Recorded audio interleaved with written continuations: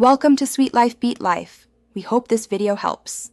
You begin by finding the item and confirming whether it ships overseas.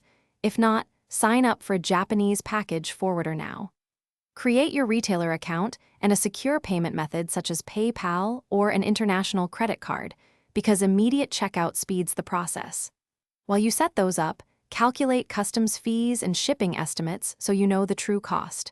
Once done, bookmark any required product codes and prepare accurate recipient details for the forwarder to avoid delays. Once your retailer order is placed, enter either your Japanese address or the forwarder's. Make sure the name and apartment number match their requirements. Pay attention to item descriptions and declare the proper HS code and value so customs processing is smoother.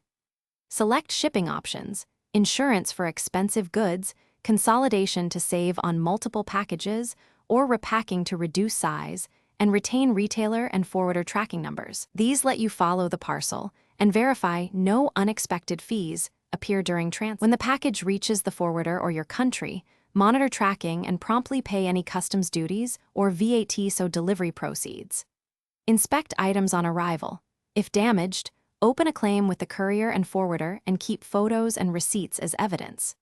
If a package is delayed or lost, contact the forwarder first, then the retailer and your payment provider for chargeback options. Make sure to escalate with documentation, because documented timelines and photos speed resolutions and protect refunds. Thanks for watching.